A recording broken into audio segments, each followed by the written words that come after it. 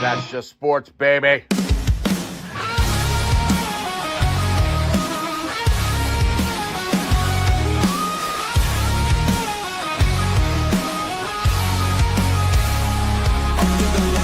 Crowd goes wild, strawberry ice bringing fire and style. Reds, Bengals, Bearcats, all in my zone. This is my stage, my mic, my throne. Boom, like a hammer, I'm breaking the game. Strawberry ice, you're gonna know my name. Sports Talk Thunder, hear the podcast roar. Cincy's line is kicking down the door. Step into the ring where the passion ignites. Talking sports all day and all night. From the field to the court to the roaring stands. Strawberry ice with the world in my hands. Boom, like a hammer, I'm breaking the game. Strawberry ice, you're gonna know my name. Sports Talk Thunder, hear the podcast roar. Cincy's fine is kicking down the door.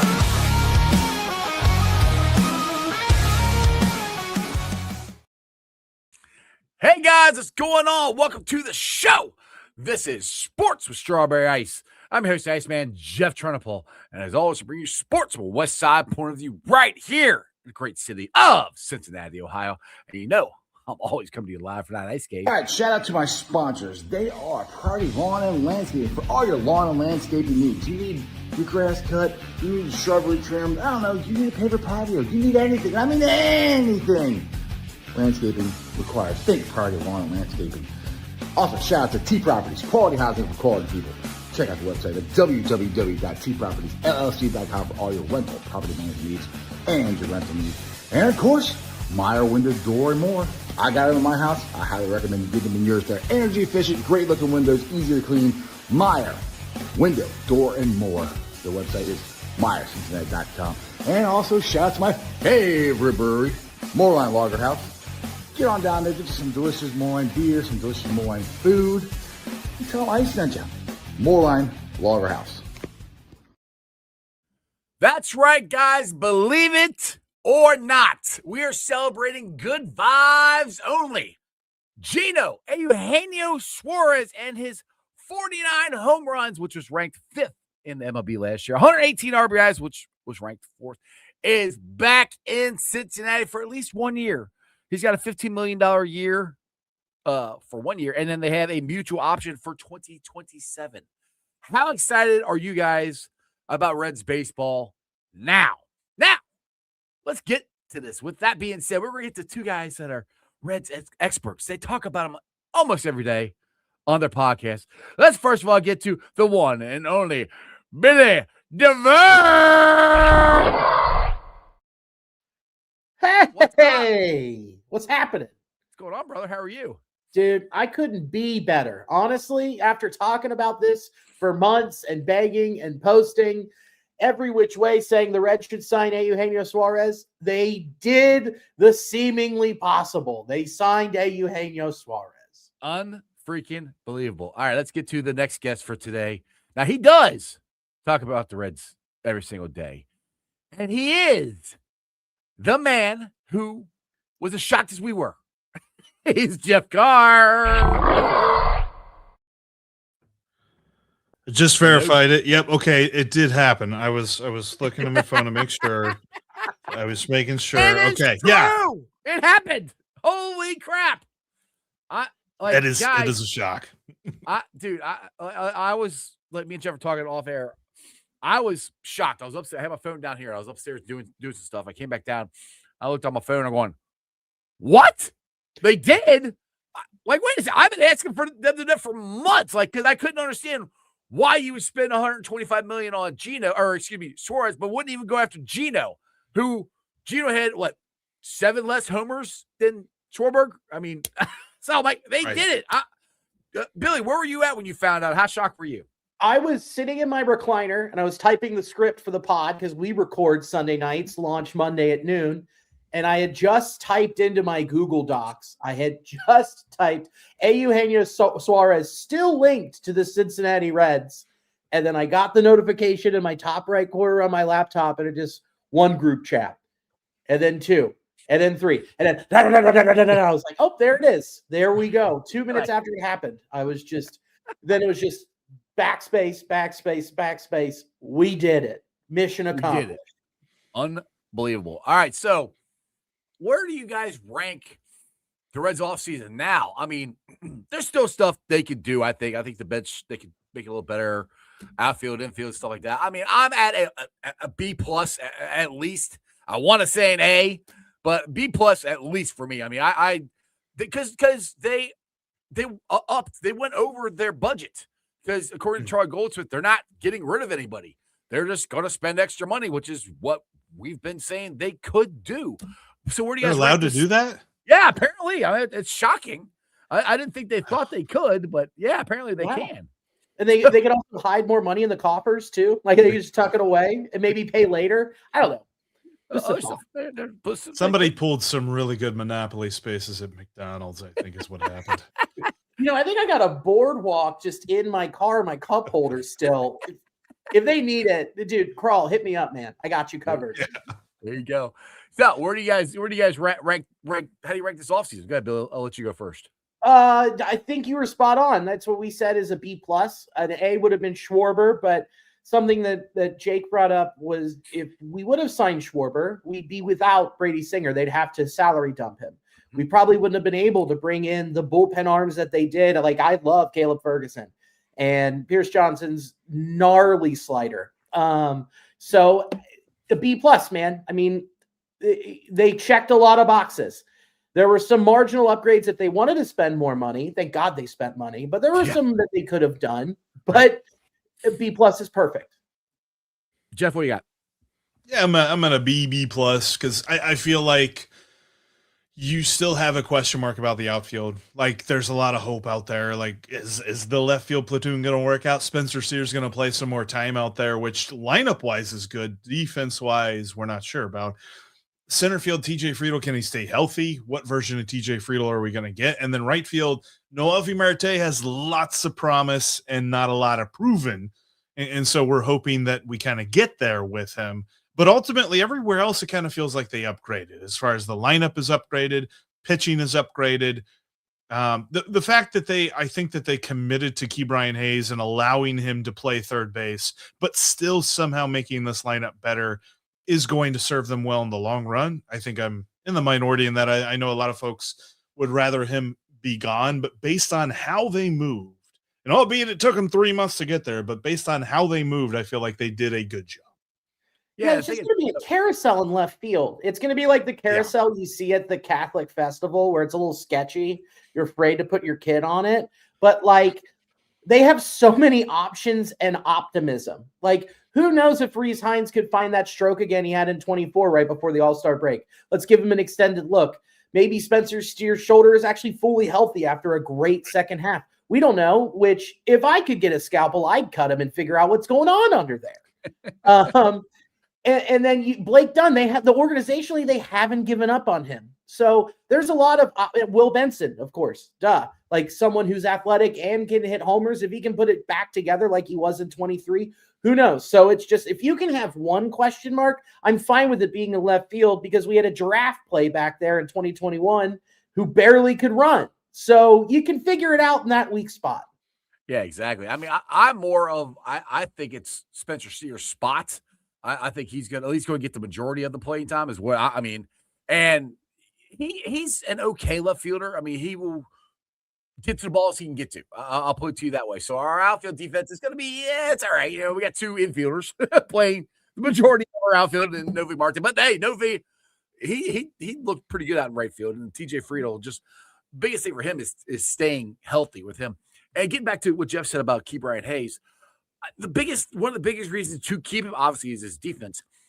But to me, that also helps Ellie out as far as he doesn't have to go. I don't think Ellie's going to feel like he has to go get everything like he used to. And hopefully Ellie can concentrate on cutting the errors down. And most of the time his errors are on the routine plays. They're not the spectacular ones. He makes those because I don't think he thinks about it. It's more like when he thinks about it is when he makes the error. So if he knows he's got Ke'Bryan Hayes over there and Matt McClain on the other side, he's got two really good defensemen on the other side. I think that is going to help Ellie as far as mental state does. So that's the reason I think they keep Brian Hayes. That's the reason I think they traded for him in the first place.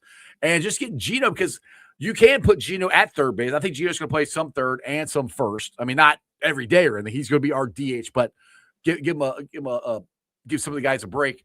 And Sal Stewart, this pretty much puts him at first base.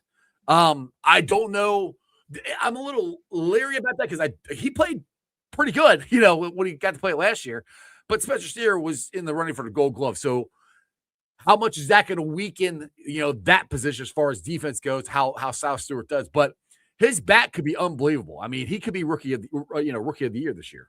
I think that is GQ model Sal Stewart to you. He did cut down 26 pounds this year. So I kind of feel like he's ready to go. He's just ready to take this league by storm. But no, you're right. I mean, we only saw a month of him, and he played a little bit there, a little bit here, a little bit in DH as well. I think that this move, though, is so much better for him because if he does hit that slump that everybody hits, it's not as if this is going to be a brand new thing for him. But if he hits that slump, the Reds are going to be able to sort of slow play that a little bit. Right. And they're like, all right, you know what? You can play a little bit less often. Gino can be our first baseman for a moment or two, and then you could put somebody else in the DH spot and just give Sal a moment to clear his head if you need to. I feel like they haven't had that ability with a lot of different guys over the last few years. I mean, Ellie definitely first and foremost on the brain, where it's just like, man, give the dude a break for a moment. Right. And maybe we could have seen that power that he had pre-All-Star game. And if he's injured, put him on the IL, please. Right. Yeah. Good, Billy. Yeah, it was like in 23, you look and it's like, oh, here the kids are coming up and slowly replacing people like Kevin Newman and there was that momentum that built. And then 24, they signed the Candyman who was sugar-free. And that didn't work at all. And that was their move, along with Emilio Pagan, who was hurt, of course, rebounded 25. So it's like they put their chips in kind of, and then 24, and then 25, it was like, this is what we got. Figure it out and let a lot of the kids continue to figure it out. They figure it out pitching wise, but now it's like, all right, now we're solidified. We've figured out where we're at and where we're going to live this season with, like, this is weird to say, a real mostly complete roster. Yeah. Now, what I got a lot. You're able to say that. Yeah, I know it's shocking. Now the thing is, I got a lot of. I won't say a lot, but you got your haters out there, and a lot of people fought back on the Gino thing and my over excitement. If you guys saw the reel, I'm going crazy. So I was extremely happy when they signed Gino, but they're like, he strikes out too much. He's a 240 batter. You're going to have him and Ellie hitting back to back, which is kind of scary because they both can hit the ball on the ballpark, but they both could strike out. 49 homers and 118 RBIs. You can hit 240. I'm okay with it. I mean, it doesn't scare me that much. That's what a lot of people get upset is the batting average. Are you guys worried about that at all? No. Yeah, that's what you would have got if you got Kyle Schwarber. Kyle Schwarber actually struck out more than Eugenio Suarez did, and they both had the same whiff rate, so the same swing and miss rate this past year. Both were at 33%. So the game has changed a bit. Strikeouts are not as damaging as they used to be. Batting averages are not as high as they used to be. League average was 241 last year. So sure, 228 is still below league average, but it's not as if it's as far below average as we were used to 15, 20 years ago. That's not the same game that we're talking about here. And Gino brings something to the table that the Bengals didn't, or that the Reds didn't have. I saw something that said Bengals on there, threw me off. Yeah, Bengals Captain he was on for about 2 seconds, and then he's having a hard time with the. That's what it was. I just got Bengals Captain on the brain. He's having a hard time with StreamYard. He'll join here in a minute. But yeah, the Reds don't have that type of power, and they needed it desperately. Yes. Yeah. Yes. And also when you brought up the Ellie swing and miss and the strikeouts with Ellie De La Cruz, if you look at the first half of the season and when he was on an absolute torrid tear, his strikeout rate was around 20% because he was seeing it well. He had 2 functional hamstrings. It was crazy. It's crazy what happens when you have 2 of them. I know, it's wild. And then he went out and he only had 1 and struck out a lot more. So if he continues to stay healthy, you'll see the cut down on that, and you can pass that buck on to Eugenio. And the goal with the rest of the lineup is for them to hit line drives that fall in the gaps and or get on base. So yeah, you can afford to have the strikeouts with Gino when he could hit 54 home runs at Great American Ballpark in a year. I'm here for it. Cap, you have finally made it to the show. I love the background. That is perfect. It's a deep red though. It's almost foreboding, but I mean, hey, Gino's back. Gino's back, man. How excited are you, and how excited was Jess? I know Jess had to be ecstatic. Jess scared the hell out of me because when she gets excited, I'm thinking, wow, yay, whatever. And she's like, oh, like we're about to hit an oncoming semi. I'm like, wait a minute, I'm on my couch. Like, are you okay? And she told me the news, and I was ecstatic too. I mean, not just because of home runs, just the vibes. Yeah. Good vibes only. Like what he is going to bring to that locker room. I cannot wait. And it's such a good dude, a fan favorite. I can't believe you got any kind of hate. Like sometimes you just got always going to get it. Yeah. Sometimes you just got to get the ball player, and especially the ball player that everybody loves. And then the effect is exponential. And I think that's what we're going to see with Suarez back. I mean, look at what Joey Votto said about him. I mean, it came up where Joey Votto's like, I said that Jay Bruce was my favorite teammate. But this Suarez guy, he's inching up every day more and more, slowly and slowly. The Suarez guy is pretty good. Now, we're talking about the batting average and stuff, but I think his WAR is it 3 wins above replacement? Is that what Gino's WAR is? Is that what I heard? Yeah, over 3. I think it was 3.6 on Baseball Reference. So I mean, that's sure. So I guess my question, bring that up. What I think the projection is 80. I want to say 83 wins. So what does that put at 85 to 87 wins? I mean, what do you guys? How many wins do you think the Reds can get with this pitching staff? Just saying that everybody stays healthy. Man, 87 would be sweet. Yeah. That's right in the sweet spot and where they want to live, which is right around possibly the division if the Brewers don't win like 22 in a row again next year and overperform. So, yeah, 87, 88 is a good sweet spot to live in. Jeff, what do you think? I think they've got a pretty wide range, but even if they endure some injuries, I could still see them around 87. I got them 87 to 92 is where I'm kind of at. And I think that it's more closer to like the middle there than the 92, but I certainly think that they can win more than 90 games. So I had my good buddy there, Joe Farsing, who I love Joe, but he's always kind of negative. And he said, great. Now they'll just be third in the NL Central. I'm like, really? I'm like, you can't have anything nice with this guy. What? I mean, what's their chances of winning this division? I mean, I know everybody else got better, but the Reds got better. I mean, their bullpen is better than it was last year. Their starting pitching is going to be just as good, maybe better if you got Chase Burns in there every 5th day. We got Gino Suárez now. I mean, I think right now, I mean, hell, it's February 2nd. I think I can take the world on. I'll take anybody on right now. But I mean, realistically, is there a legit shot to win this NL Central this year? I think so. They've got the best starting rotation. You can make the argument that they have the best bullpen, albeit there's definitely some good arguments in Milwaukee and Chicago. And their lineup just has to be above average. Their lineup doesn't have to be better than the Cubs, which I don't think it is. But honestly, that's where the Cubs were last year. They had the best lineup in the division, and it didn't serve them well enough to beat the Brewers anyway. Right. So I think that you beat the Brewers. You got to show it, obviously. I'm not going to pick it until I see it. But I think that the Reds have a good shot to beat out the Cubs at least.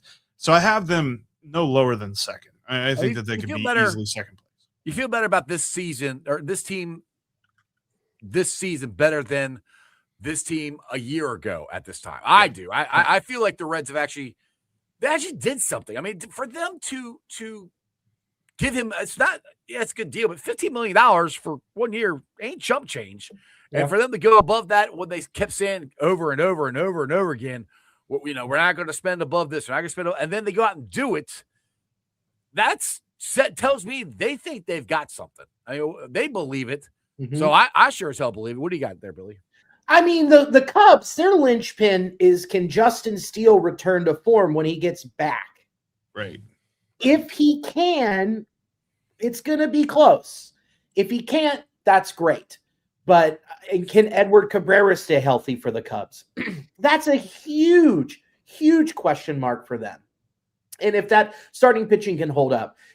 If so, we're in a where it's going to be close because they can out defense us 100% now with Bregman at the hot corner. Oh yeah. And that left side of the infield, good luck. Ridiculous. You're gonna they signed Gino thinking like, oh, we have to hit it over their heads.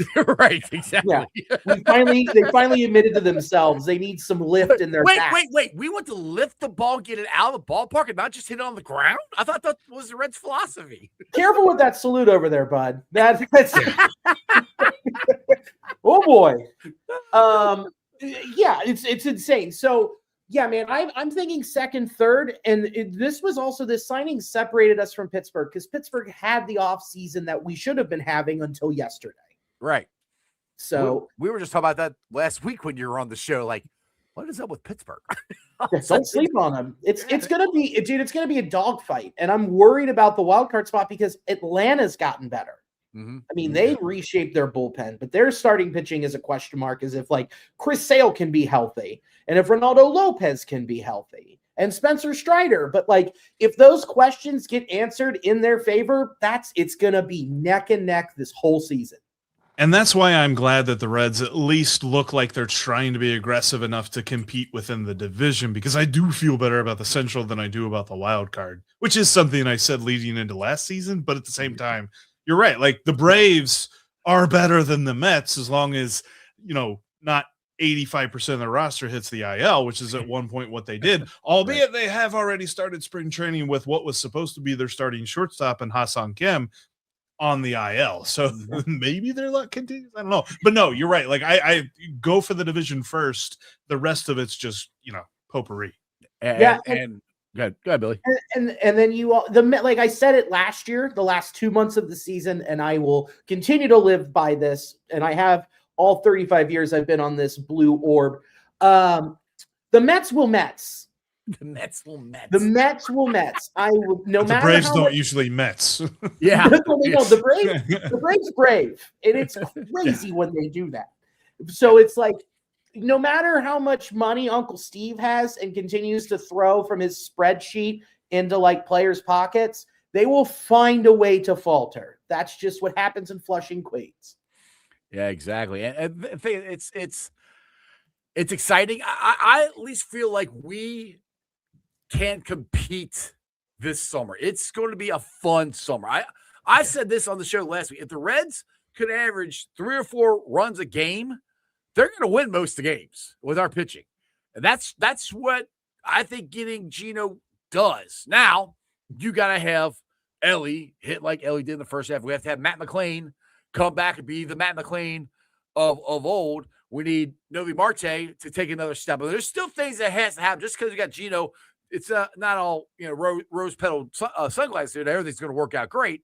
I mean, Lodolo's got to not have a blister. Hunter Green's got to be healthy all year. Chase Burns, got to figure out how to get him through a whole season. There's stuff there that's got to happen, but it's baseball. I mean, that's what's going to happen. Go ahead, Jeff. Ice, you know what you didn't say in there? What's that? Nick Krall's got to do this. Or Nick Krall's got to do that. Or we've got to add this, or we've got to add that. Now it's on the players. For once, we're actually talking about the players. Yes. How nice is that? I mean, that is. It feels so good. Yeah. That's a great point. We don't. Jeff, if you told Steve to put his hope back in his pocket. He has. He mentioned that on our most recent show. He was just like, no, it's not. Hope is no longer going to be the MVP. We've got a couple of candidates in here that have more than one name. We need to have I think both of us need to have like a banned words list, and Hope is now just like banned right now. Yeah.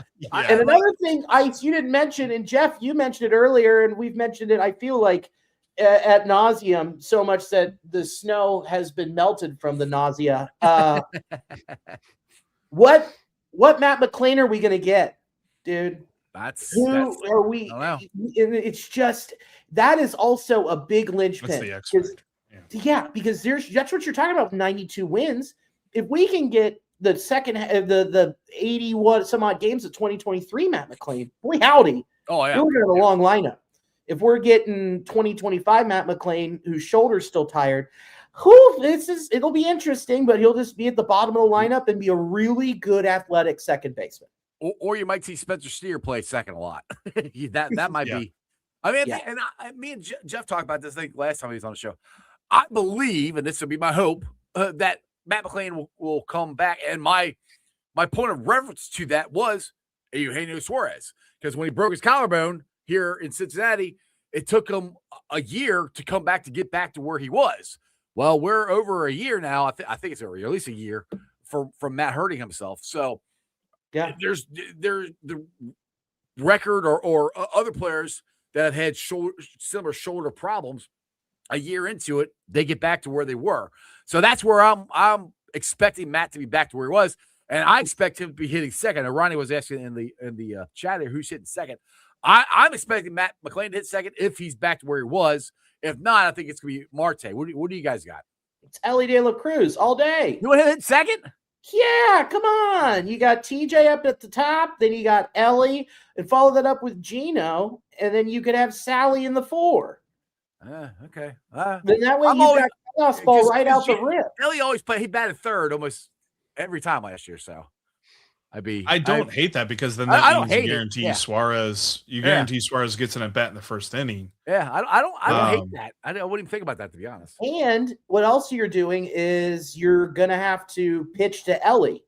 Like, you have to at least try to pitch to Ellie, because Gino's gonna be right behind him. Exactly. And there's that protection real close. And then Ellie gets on. Gino's going to see better pitches because he's looking over. They're looking over at Ellie to see if he's going to take second. I wonder if that happens anywhere, if he's 3 or if he's 2, and just as long as Gino's behind him, which he should be. Right. The point, because I think on opening day it's going to be Friedel, Marte, Ellie, Gino, because I don't think that they're going to show the trust in Matt McClain on opening day, but he might work his way back there. Mm-hmm. Totally. Yeah. Because then you can make TJ and McClain interchangeable with your speed. And also, like, thinking about putting McClain at the top early if he's struggling, making him take and see pitches like they did with India back in the day. Right. Because then you're forcing them to look at stuff, and you're forcing them to try and acclimate and be like, hey, man, you're not only is your job to start this thing off, it's so that we can see what pitches he has. Yeah. And the more I think about it, I really do like, I didn't even think about putting Ellie, because I'm old. We don't put power hitters hitting in the number 2 spot, but now you got Kyle Schwarber leading off.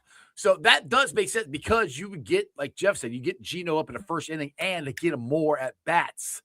So the way the rotation works. So I don't hate that actually at all. To Billy's point on batting Ellie second as well, like, the best version of Ellie is the guy who is just a tough at bat, not a guy who's going up there swinging for the fences, albeit he can do that and he can hit the ball real darn far. It's just, it's really inconsistent. His most consistent weapon status is when he is just up there to disrupt, because he does have a pretty decent eye. It's just, you could tell what he's pressing too. Like, when he comes up in a pressure situation, he is ready to swing, and opposing pitchers know that. And I feel like if you just tell him, you know, whatever it is, 500, 600 at bats, I think it's probably closer to 600 at bats this year, just saying, hey, go up there and do damage. I think he's going to be a lot better off than if you're saying, go up there and hit us a long ball. Absolutely. Like, you saw that play off with what Tito said to start the year last year when he was talking about Ellie. He was like, first thing I said to him when I walked up is like, hey, man, your 100% is 10,000% better than everybody else in this league. So we don't need you to be at 100. You can be at 80% and you're going to be better. And you can see that mindset worked when he was starting to take stuff the other way and letting it drop. Yes. And taking it and hitting liners. I mean, Jeff's 100% right. So that's going to totally free him up, and he's going to have such a killer season because of that. Again, if his hamstrings can stay attached to his bones. The 2 legs. Two legs is a necessary is a good thing. Requirement. Yeah. Exactly. Yes. Yeah. All right, boys. On that note, I know both of you have got to get out here at 6, so plug some stuff before I let you guys go real quick. Billy, go first.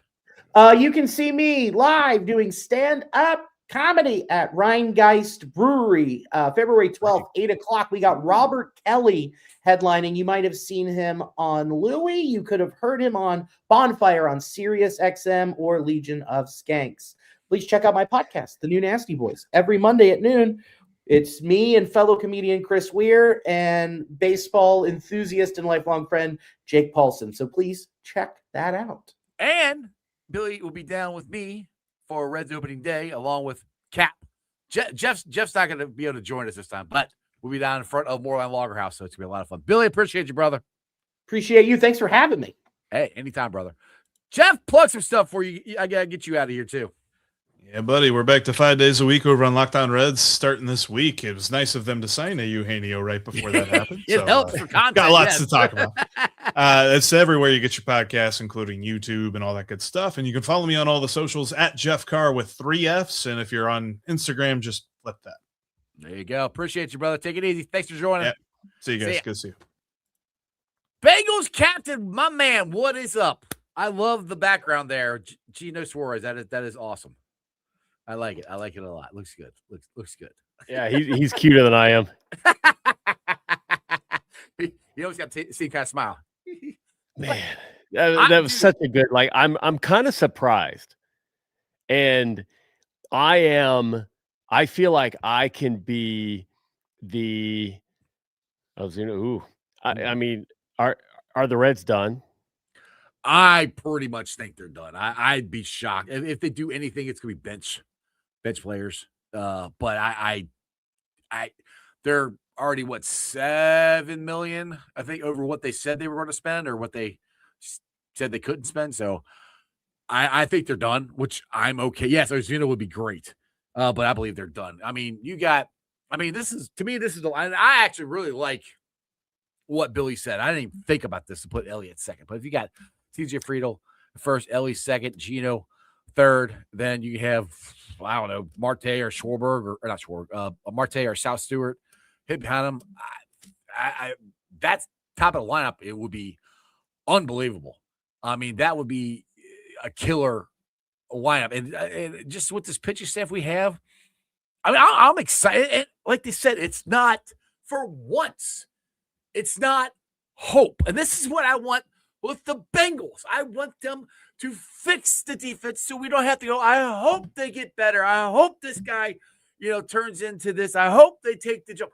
The Reds, the hope, it's there. I mean, they've done, they can fix, get better on the bench and stuff. But as far as your starting 9 goes and your bullpen and your pitching, your starting staff, they're pretty daggone good. I mean, no, they're not Dodger good, but they're pretty good. I mean, we're going to, now, everybody stays healthy, we're going to compete in this thing. Am I wrong, though? I feel like they underperformed with the bats.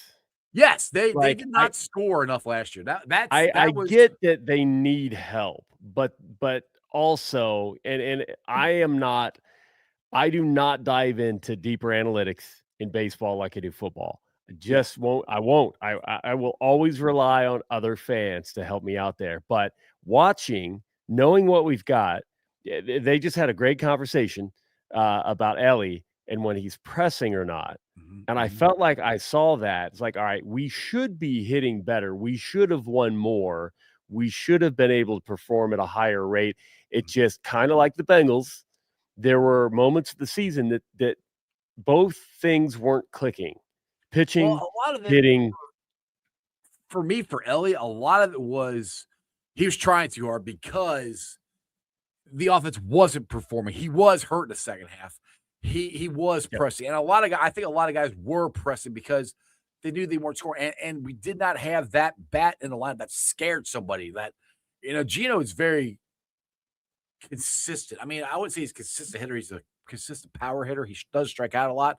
But he's that guy that can hit you out of problems, We didn't have that. We had too many guys, and we've had guys bulk up this year. South Stewart has slimmed down and gotten more or less body fat on him, so he can help out. He looked good at Red Fest. Yeah, no, I think Novi Marte is another one. Somebody else added some more weight on. Oh, Matt McLean did, I think.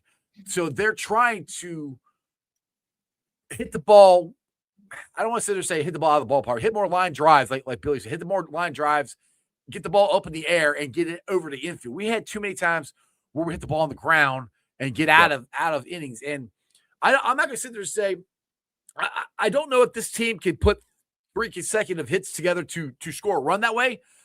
I've seen them do that. I mean, and that's where, to me, Matt McClain, if he can get back to where he was 2 years ago, he's that guy who is a consistent hitter, is a consistent guy who can hit the ball when you need a hit. You know, you don't necessarily need a ball out of the ballpark. You just need to get a freaking hit. Matt McClain is that guy. He can move guys over. You know, that's where, to me, Matt McClain is a huge key. That this is a hope right here, because we hope he does get back to where he was, which there's a very good chance he could, because his shoulder should be back to where it was before. So to answer your question, yes, they did underperform offensively last year, because we had so many how many games last year did we lose 1-0 or shut out, or we just could not freaking score. And that's the whole point of getting a Eugenio Suarez, is getting that big bat to take some of the pressure off these other guys, where they don't have to swing and hit a 3-run homer with nobody on base. You know, they could just go up there and hit and play. And that's what I think this move does for this lineup. But you add that with, maybe could we get them overperforming this year with the bats? Like, that would be phenomenal if everything clicked the right way at the right time. I mean, for me, the things that would be great, 3 things. There's 3 awards that I would love 3 Reds players to contend for this year. If they are contending for these awards, we're going to be in the playoffs. 1 is Hunter Green contending for Cy Young. 2, Sal Stewart contending for Rookie of the Year. 3, Ellie De La Cruz contending for the MVP. If those 3 guys are having those type of seasons, we're going to have a very good and very fun summer this year. Agreed. Because that's going to be consistency. So Ellie's never won MVP. Hunter's never won Cy Young. So, that would be the thing. And Ellie and Hunter, they can do that. Sal Stewart can do it. And this is not hope. This is something that can happen. They can do this. They have the talent to do this. So that would be huge if they could be that consistent. Now, Hunter has got to be healthy. He's got to stay healthy. I don't think he's been healthy a full major league season yet. Nick Lodolo got to be healthy. He's got to figure out that blister thing. Ellie De La Cruz needs 2 hamstrings to compete. I mean, and that's what they're trying to do. If they're going to give him more days off. Who the backup shortstop is right now, I don't know. That's going to be interesting who they put there. So yes, there are still some questions. Every team's going to have some question marks, unless you're the Dodgers and you can just buy everybody, which is what they do. So either way, we have a team that can legitimately contend for the NL Central. Are they going to win it? I don't know. I just know it's going to be fun this year. And we're going to have a baseball team that's going to keep us, I think, occupied, clear until football season starts, which would be amazing. Oh, yeah. We got Mr. 3506. Well, Green was working on a lot of different pitches. If he can stay consistent with his approach, he should aid in his health. Yeah, exactly. Those are things that he's been working on. So I think that's a big one he's good with. He's a guy. I think Ellie should be competing for most improved player. Yeah, which he could. That would be, and if you get the MVP, that would definitely be it. So Cap, what's your as not as a deep dive into Red stuff here, but what as just a pure fan, what do you feel about the Reds right now and what they've done and going into this season? Better than last season. But again, I was, it helps when my wife loves Suarez, but how could you not? Like, he was a funny dude. Mm-hmm. I watched him come up clutch how many times? A lot. And I feel like when I watch baseball, like, guys go into slumps. Mm-hmm. Oh yeah. And it's really hard to criticize when, all right, someone's got a get out of the slump. You've got Ellie with hamstring. Everything was affected. I was frustrated with Ellie at times with his stature, his status, and yet some of the end game stuff, like that's all we need is one run. All we need is whatever. And you trying too hard. But again, the injury kept lingering and lingering and lingering. And, he wasn't himself. So every sport, you need some injury luck. You absolutely do. The Reds could win it all this year if the craziest thing happens and everyone's healthy all season long and no one has any slumps, and, blah, blah, blah, blah, all the dominoes fall. That would be an insane run of luck, but that could potentially catapult them into winning it all. We're probably not going to have that, but I feel better right now with this team. Plus, Tito, one more year. I mean, it takes a little while for guys to get on board with the new message, with the new routine. Mm-hmm. Now, hey, saw the playoffs. Now it's like, that's a taste. Now let's go a little further. Now they know a little bit on how to handle some of the adversity that they went through last year. Mm-hmm. So they're learning. So, yeah, I definitely expect a better season. All right. Crip, I'm not sure. I say, gentlemen, I got a question for you. Was 1989 the greatest year ever growing up in Cincinnati as a fan? No, 89 sucked. Pete Rose got banned. The Bengals didn't even make the playoffs after going to the Super Bowl. So, no, I'm not sure why you think 89. I'll leave you be sarcastic or what, Crip. No, 89 sucked. I was not a fan. 88 was cool. 89 sucked. 90 was great. So the Bengals 88, and then 89. It was an up and down year. They were like 8-8, I think. If I remember right. And then the Reds, what? It was 90. 90 was wire to wire for the Reds, yeah. And then 92, the UC went to the Final Four. So those are good. Let's see here. We got some new people here. DC Tune Time. Suarez changes the complete outlook for 2026. Too bad we couldn't get him last year. Yeah, I wanted them to trade for him last year, but it's a game changer. I can't say it any more than that because he is literally the best bat left out there. I mean, like I said, he only hit 7 less home runs than Schwarber. And Schwarber actually strikes out more than Gino does. So, I mean, I'm happy about it. One thing I do want to ask you, Cap, is how surprised. Actually, I would love to look this up. Is this the first time in Pro Bowl history that one team has 2 quarterbacks in the Pro Bowl along with both? I guarantee it. I'm not going to look it up. I guarantee it. It has to be. It's got to be. It has to be because I'm sorry, the Pro Bowl has gotten a little out of control over the years. A little. It used to be taken a lot more seriously. Yeah. And I feel like it started going downhill for the players when they moved it away from Hawaii. Like the players, from what I've heard, the players really loved that little Hawaii trip. Oh, yeah, they got out for a week and just chill on the NFL time. Yeah, friends, family, it was a good time. So things kind of got weird, and then more and more people started saying, no, I'm going to skip it. I'm going to skip it. And now it's flag football. Now it's, yeah. I mean, I don't mind the flag football, to be honest. No, I don't at all. Just got tired. I like it better than it not being. It's not real football. They're not going to go out there. They're not going to go out there and hit each other like they used to. They're just not. It's not. It's glorified tackling. And that was more boring than I thought the flag football was. And the skills competition, which.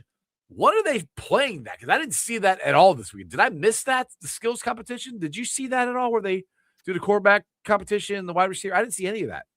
I have missed everything, dude. My work has been absolutely crazy. I was coming here to find out what I missed. And Well, I know. I mean, the Pro Bowl is not even Sunday. It's Tuesday night. It's tomorrow night. They moved. Yeah, they moved it. I was what? Yeah, I was looking forward to this weekend. Like, oh no, it's Tuesday. I'm like, why the hell did they move it to Tuesday? So I don't know. That's why Joe. It came out that Joe's going to be there, and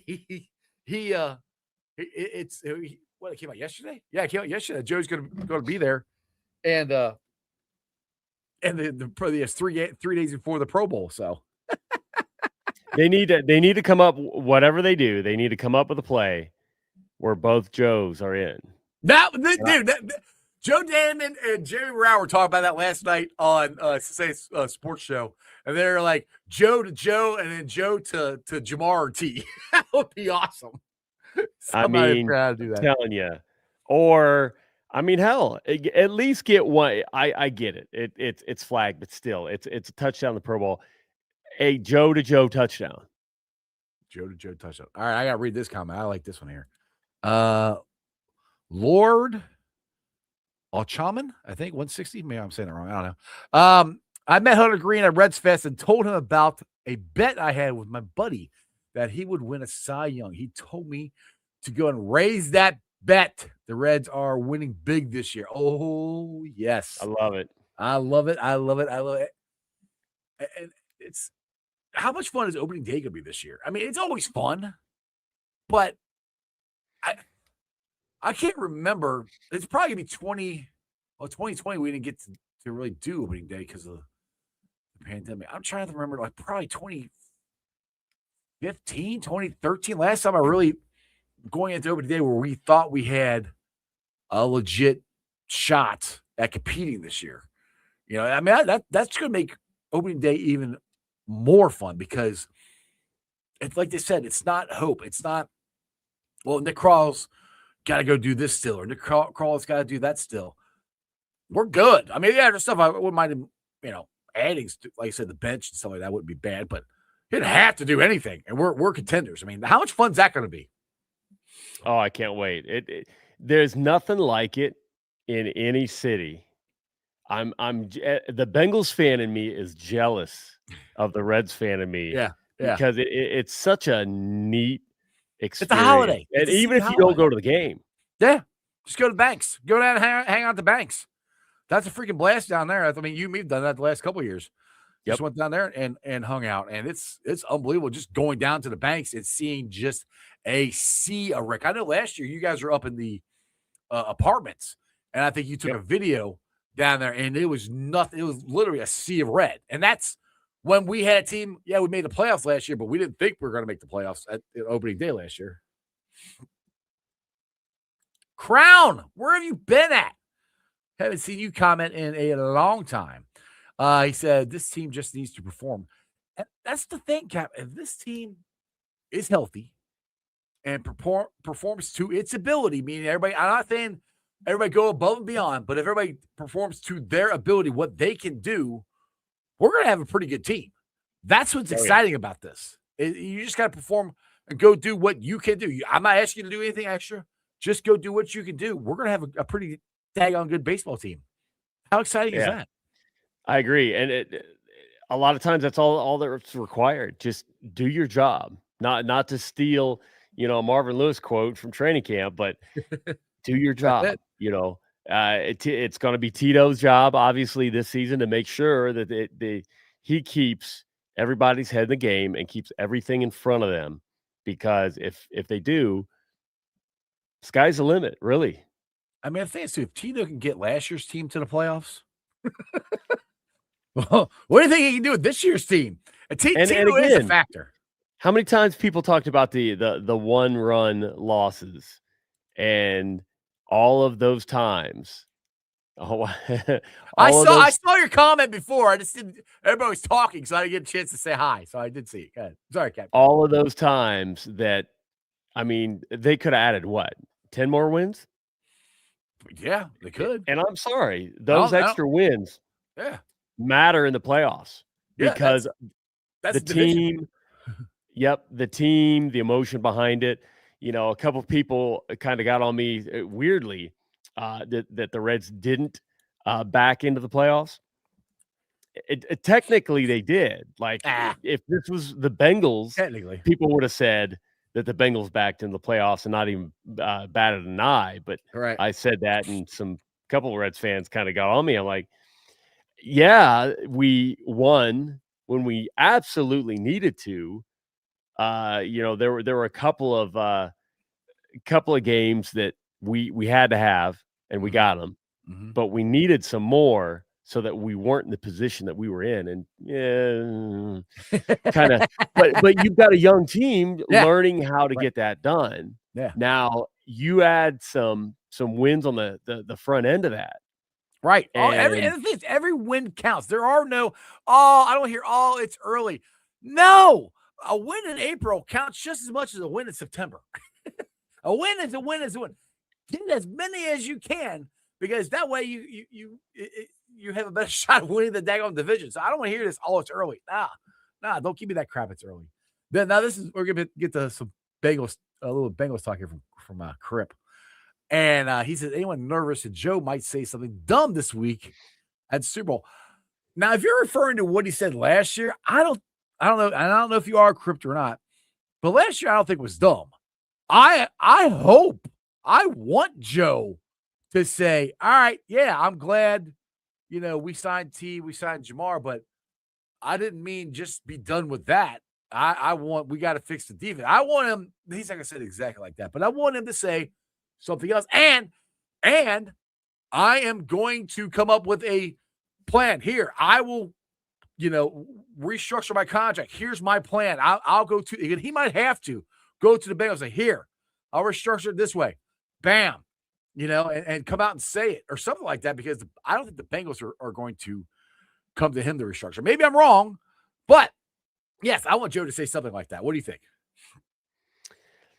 I don't think anything Joe says is dumb. And I think there are a lot of fans out there. I'm thinking, so the negative fans who are just negative are going to misread everything that he says. Just point blank. I'm like, it's not even worth it.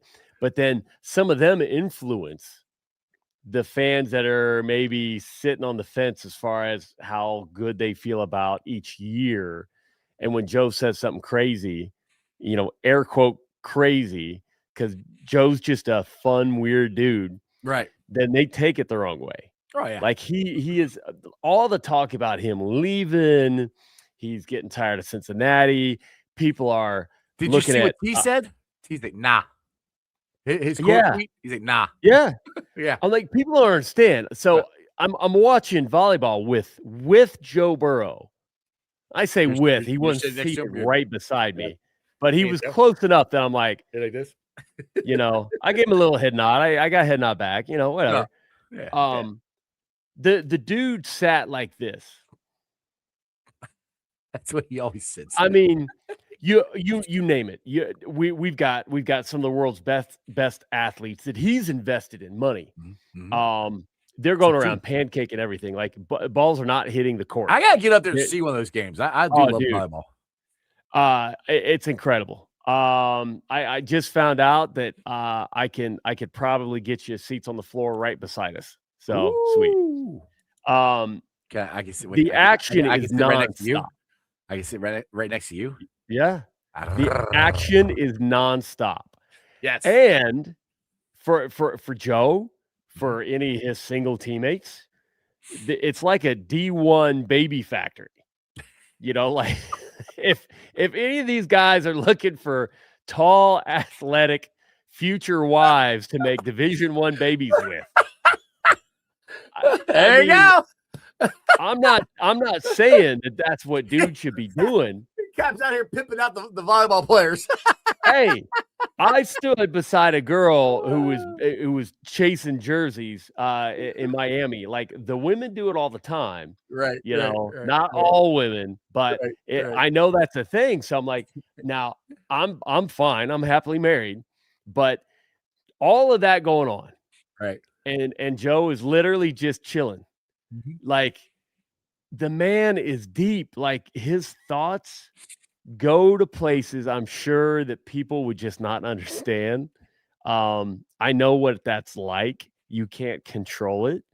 Sometimes I got to get snapped out. Like, hey, what are we talking about? But it's nothing. Yeah. Crip said, yeah, media runs with it.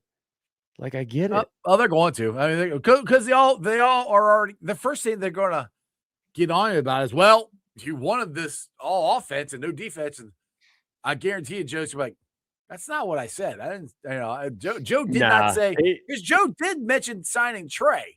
Joe did say last year he would restructure his contract.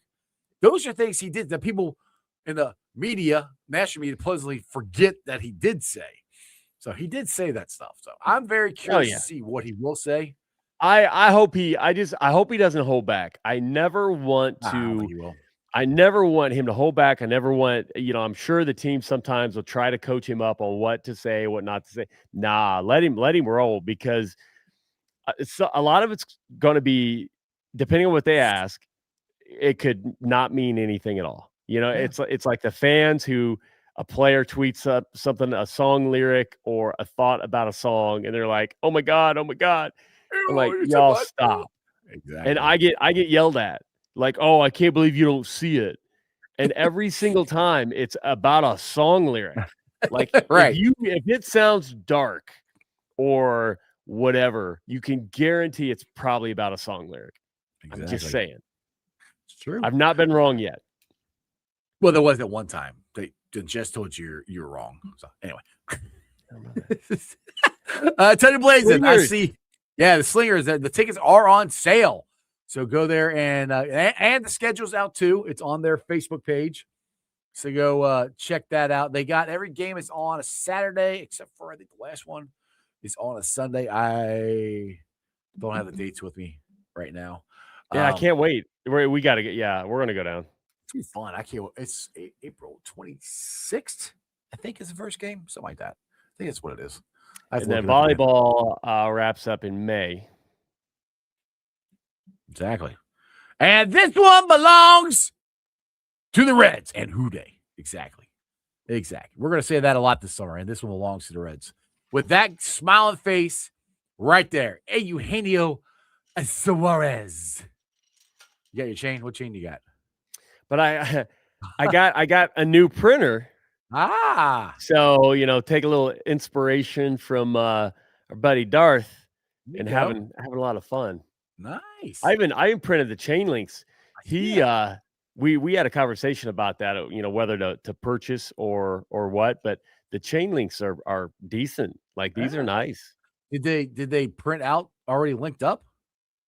No. So if you can see, you got to put them together. Okay. Yep. I see it. Yep. Mm-hmm. There's a split. But I'll tell you what, it's satisfying because it fits. They print so perfectly.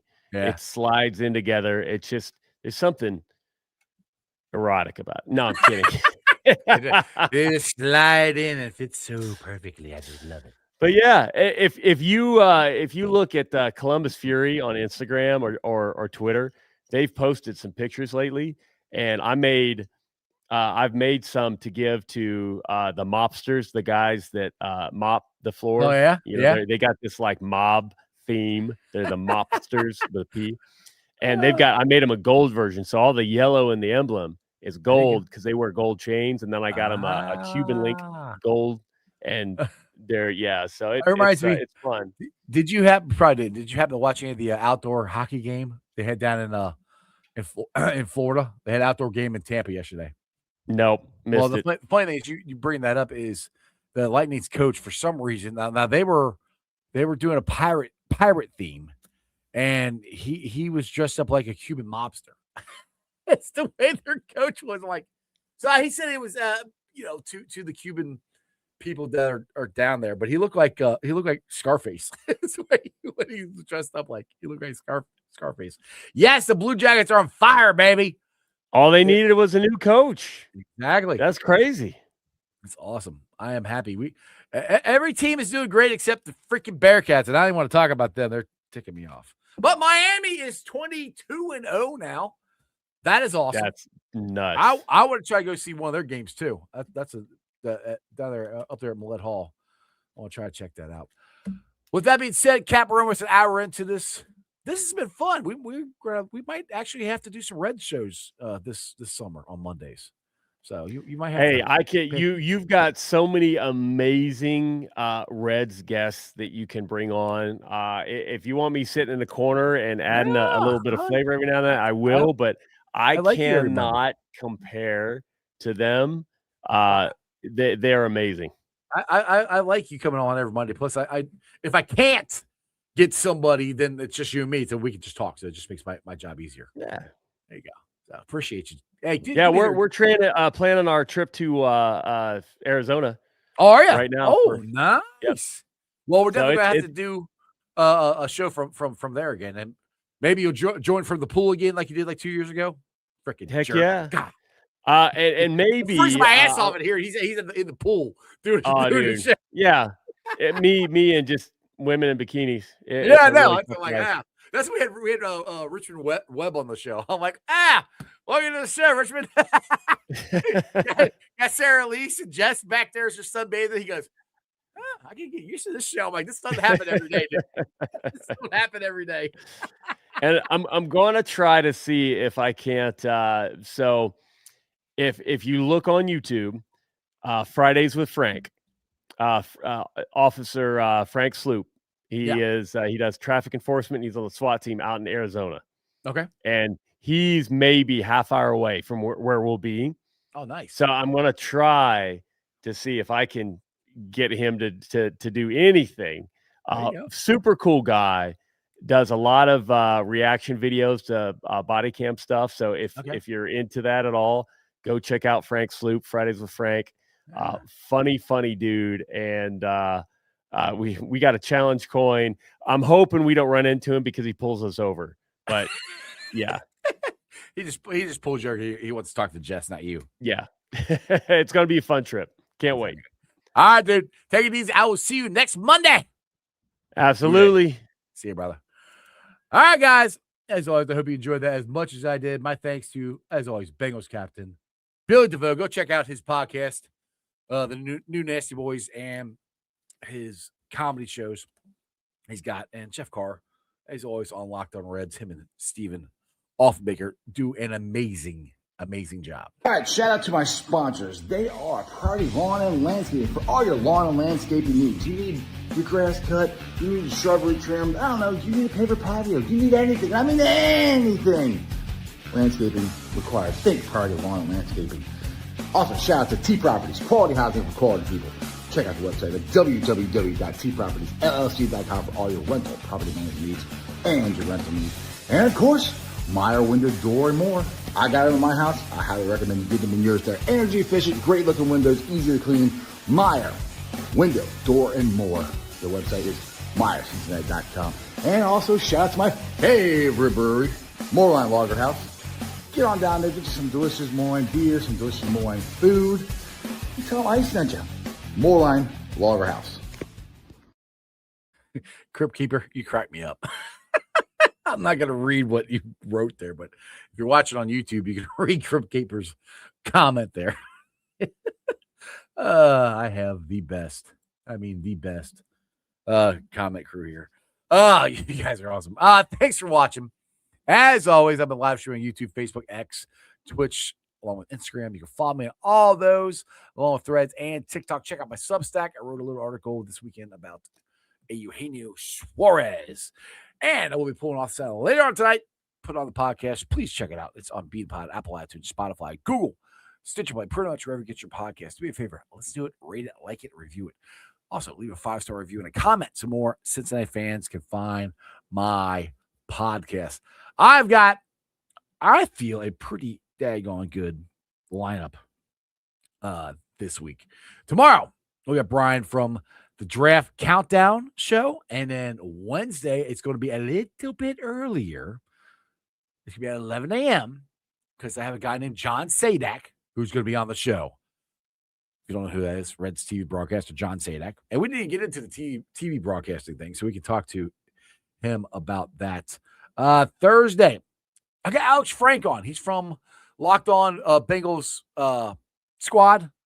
He does a great job on there, so he'll be on there Thursday. And Friday, of course, is Dale. As long as Dale's not freezing in his garage, Dale and the Godfather, Anthony Kazinza. So make sure you like, subscribe, share, hit the bell for notification. So every time I go live, like on Wednesday, I'll be live at 11 a.m. You guys will be notified. Remember one thing and one thing only, as always, that is Who Day for life. Everybody throw it up. That's just sports, baby. See ya!